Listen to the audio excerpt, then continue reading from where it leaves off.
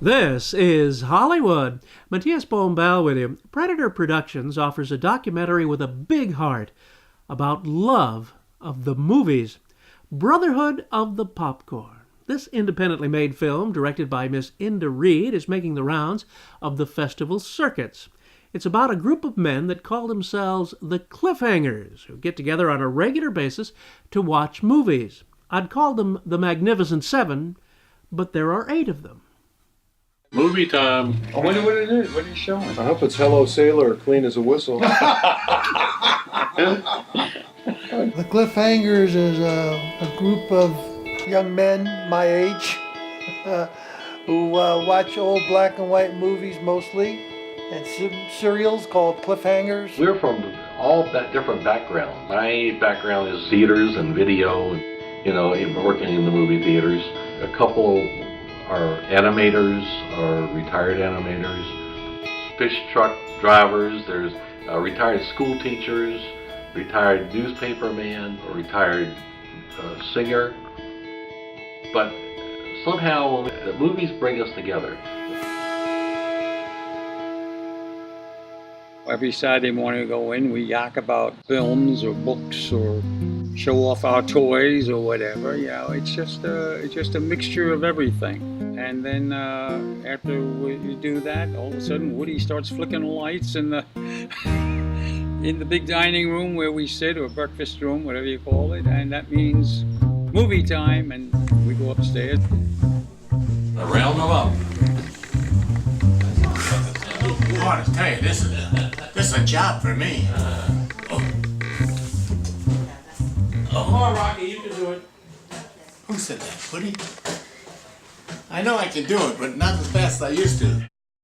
That's the big Italian himself, Rocky Sportelli, climbing the stair to Woody Wise's intimate home movie palace, the sacred lair of the Cliffhangers, where titles like Trader Tom of the China Seas and The Perils of Nyoka resonate in far-off places like the Planet Mongo, Melody Ranch, Xanadu, or Shangri-La. These men share a passion and celebrate their lives on a regular basis in the screen shadow of the serials of the past on a screen, and of course, 2 features on either side of that serial chapter for their bi-weekly get-together. More than just a movie about guys that like old movies that have been meeting for more than 35 years, Brotherhood of the Popcorn shows the beautiful human experience of gathering together to share a common passion, and by participating, becoming the most essential part of the sacred joy of what it is to relate to each other as human beings.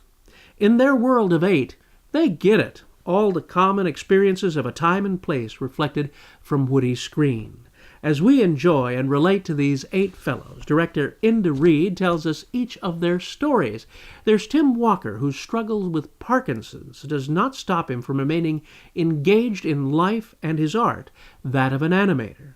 His saga of working through what seems unbeatable odds and reinventing himself is hugely inspiring. Dennis Penna, who you saw at the beginning of that last clip, was a noted singer in his youth and continues to remain cool and vibrant as he contributes to the Cliffhangers. There's the retired school teacher, Richard Motern, Jack Turek, a former fish truck driver, the Irishman, Eric Harrison, and another animator, Bill Exter, who you'll see here talking about his craft. This is my little inner sanctum where I come into all my... When the wife and I can't stand each other anymore, I just come out here and get away from it. This is an original Hanna-Barbera desk. This is one of the original desks from Hanna-Barbera. Worked at all the studios. I worked at Hanna-Barbera, I worked at Filmations, I worked at the Patty Freeling, which is now Marvel. I worked at Warner's, I worked at pretty much at all. See, when I was in the business, there was only like 4 major, I think it was 4. Disney's, Hanna-Barbera, Filmation, and the Patty Freeling. They were basically the 4 big studios at the time. And everybody knew everybody from one studio to the other. So when you walk into those buildings or into those studios back in those days, you could just walk in the front door and everybody would know you. Hey, Exter, hey, how you doing? Blah, blah, blah. Hey, great to see you. Hey, you want a job? Oh yeah, come to work over here. It was very simple because it was like a one big family, the animation. Today, it's the big portfolios, and then you gotta hope you hear from them again. And they just take the portfolios 90% of the time and don't even look at them. They just throw them in a room. These poor kids today are waiting to hear something, you know, and eventually they get to them and then they write them a letter of rejection. It's not what we're looking for.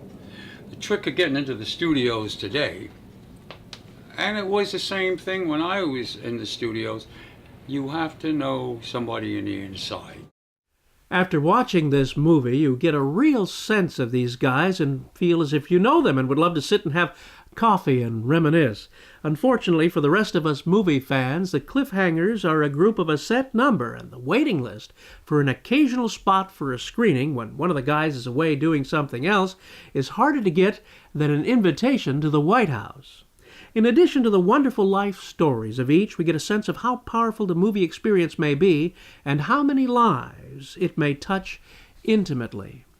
Brotherhood of the Popcorn offers little side trips, too, to visit a projection room as a motion picture film is discussed, and a visit with noted theater organist Rob Richards of the El Capitan Theater on Hollywood Boulevard, who shares with us a brief history of the theater organ, which was at one time a vital part of going to the movies.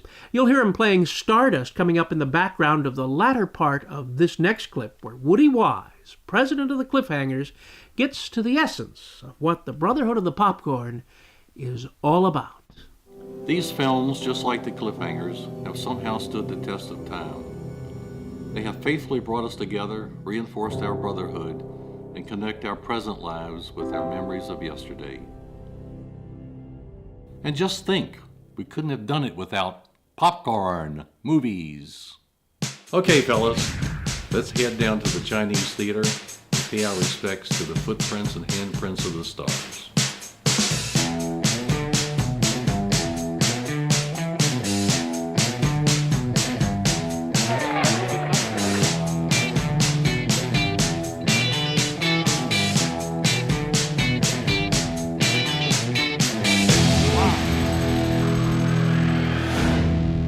We still say Grauman's Chinese. It's changed hands 2 or 3 times, but it's still Grauman's Chinese to us.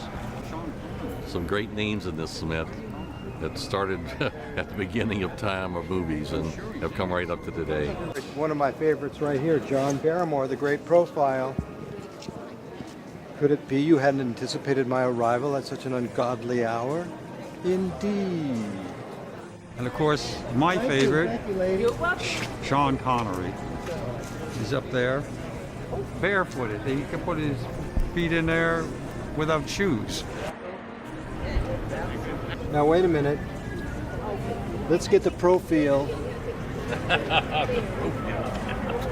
I don't know where Humphrey Bogart is, but he's my favorite actor. Humphrey Bogart and Cary Grant, Ingrid Bergman. Oh boy. So, but he was the #1 cowboy back in the 40s. Yeah. Eugene Autry had to go off into the military, and Roy didn't. So Roy became the star when he was gone. Well, here's Gregory Peck's footprints and handprints, and Gregory Peck was a friend of mine. Yeah. And he was a real gentleman. I like it all. There's nothing in Hollywood not to like. A lot of great names, a lot of great stars. Shirley Temple. My friend's father was the head of the screenwriters department at 20th Century Fox, and he in the 30s, and he used to call Daryl Zanuck at the end of every day and say, "Thank God for Shirley Temple," and laugh and hang up. because Shirley Temple kept the studio open. Her films were so popular, making so much money. His name was Gene Fowler. Here's Humphrey Bogart's footprints and handprints, but the what he's written in there is classic. Sid, may you never die till I kill you. Well, here's, like Woody said, here's the great Charlie McCarthy and Edgar Bergen. W.C. Fields had a running feud with Charlie McCarthy. He used to call Charlie the Woodpecker's pinup boy. He'd say, "Charles, you must come with me down to the lumber mill and ride piggyback on the buzzsaw." Martin's right behind you, Eric. Oh, we're looking at girls. You're stepping on him. And there's Dean Martin. You're on him. You're standing on him. And who's this one here? Kim Novak, that's my favorite. You got Jane Russell. Oh boy, what a woman. And Marilyn Monroe. What more can we want? Oh, I love them all. I love them. These are 8 great soldiers of cinema, and I thank director Inda Reed for making it possible for us to get to know them as if we had for all of our lives. This is a wonderful, heartfelt documentary, and it's beginning its run of the festival circuit, having already been featured at the Lone Pine Film Festival and the Real East Film Festival. It's coming to a film fest near you. If you have a film fest in your town, be sure to ask them to bring it in. You can find out if it's coming to your town by going to their website, brotherhoodofthepopcorn.com. That's brotherhoodofthepopcorn.com on your web browser. I love this celebration of men who love their black and white movies and the era of showmanship of the past that they keep alive when they get together. This is your pal, Matías Bombal, bidding you a fond farewell.